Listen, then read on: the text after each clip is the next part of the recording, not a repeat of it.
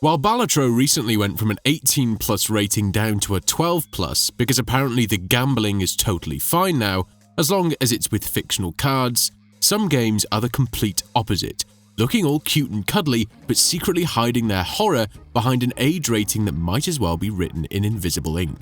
So today we're counting down 10 games that were way too dark for their rating. So let's get started. 10. EarthBound, rated T for teen. Ah yes, EarthBound, a quirky, colourful JRPG with a kid protagonist, cutesy enemies, and a town named Onnet. What could possibly go wrong? Everything. You walk around as Ness, a psychic boy with a baseball bat and a love for hamburgers. You fight hippies, taxicabs, and abstract art. It's weird in a Saturday morning acid trip kind of way. But then, it gets dark. Later in the game, you're exploring alien bases, time-traveling inside robot bodies, and finally facing Gigas, who speaks in disjointed, nihilistic whispers. The battle theme literally contains distorted cries of a child. One of the theories is that the fight simulates being born. Another says it's about abuse. You go from fighting walking mushrooms to praying for divine intervention to kill a baby-shaped demon outside of time. Teen rating? Sure, but nobody told us we'd need a therapist by the end. 9. Horizon Zero Dawn, rated T for teen. On the surface, Horizon Zero Dawn is a post-apocalyptic robo-dino hunting simulator. Already a win, right? Gameplay-wise, this game is a blast. You're Aloy, a bow-wielding badass doing slow-mo headshots on robot animals.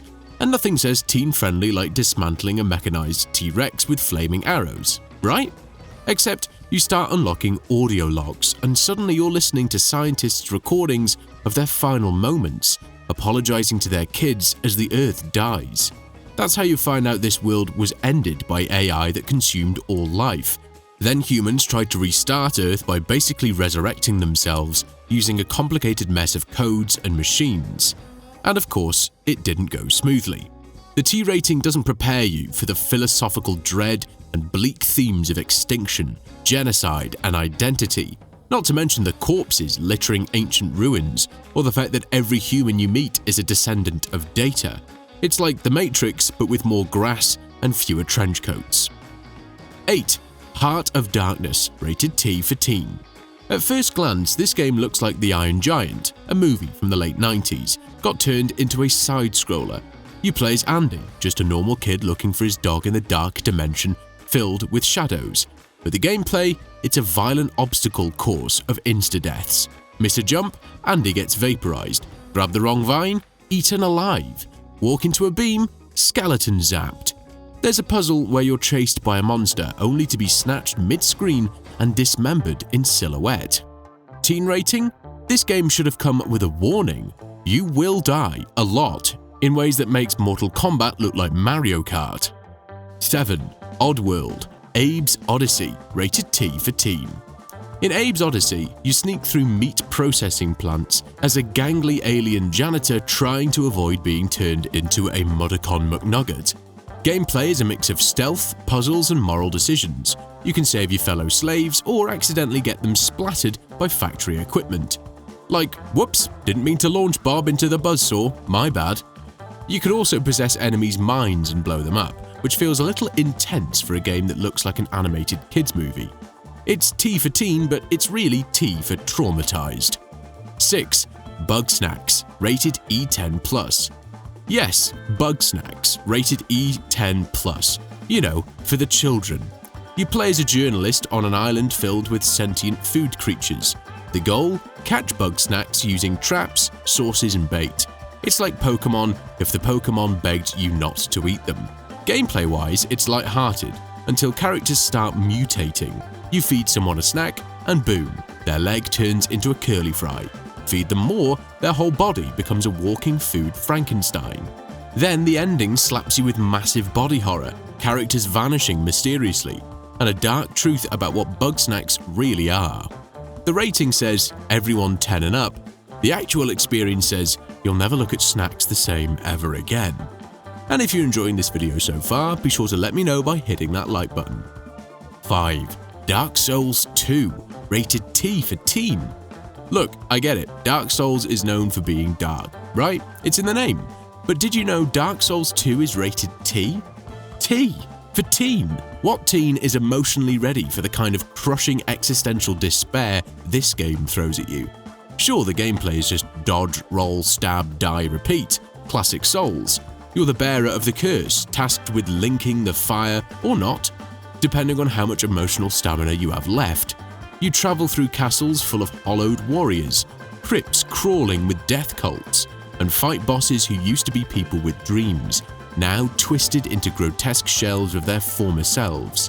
Oh, and you get constant reminders that you're going to lose your mind, piece by piece, no matter what you do. Because what teenager doesn't want a game that slowly teaches you that meaning is subjective and hope is optional? 4. Batman Arkham City, rated T for teen. You're Batman. You punch bad guys, you throw batarangs, you glide dramatically. It's awesome. But what's less awesome is how Arkham City is a full-blown hellscape. The gameplay has you solving gruesome serial killings, watching political prisoners get executed, and confronting villains who are less cartoonish and more my therapist's next topic. You fight Victor Saz, who tracks your calls and carves tally marks into his skin. Joker is literally rotting alive.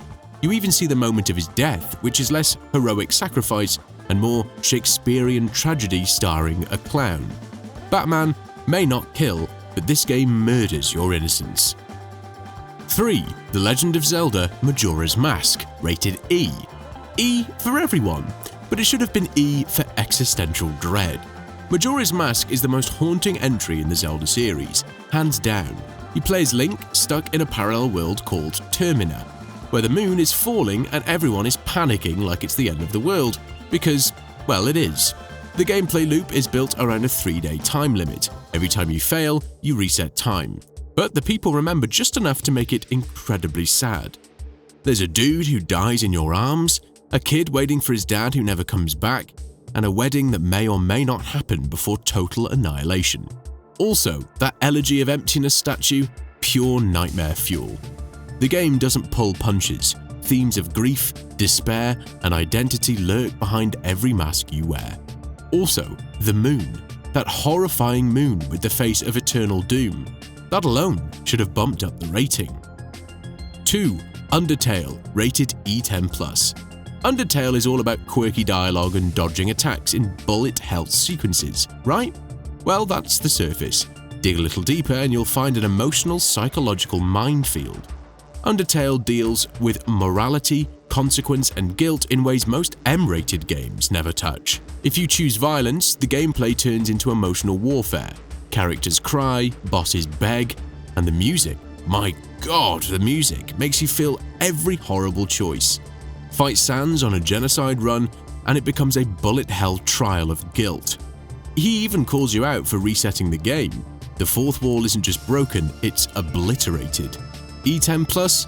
Nah, this is a philosophy major's thesis and a nightmare, all wrapped in a smiley face. Bonus entry, Horror Simulator VR. Peggy 7. VR horror games often fly under the radar, but Horror Simulator VR is one of those experiences that honestly shouldn't even be allowed near children, or honestly, anyone. Their tagline in the description is "Play with friends, laugh and run," and the trailer video literally shows a young child putting their headset on to play this game. Completely deceitful if you ask me. This game makes Five Nights at Freddy's look like a Chuck E. Cheese birthday party.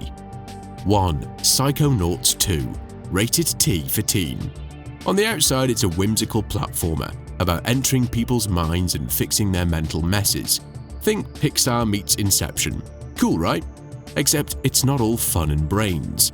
The game tackles anxiety, PTSD, addiction, schizophrenia, trauma, guilt, and repression, all while disguising it with zany visuals and humor. There's a level where you walk through the fractured psyche of someone recovering from electroshock therapy, another with literal gambling nuns running a baby ward, and one that deals with a mother's death and the toll it took on an entire family. It's incredible, but holy moly, it's not just a teen game. It's a deep dive into mental health awareness wrapped in a psychedelic sugar shell. Sure, it's colorful, sure, there are jokes, but the emotional weight hits like a psychic truck.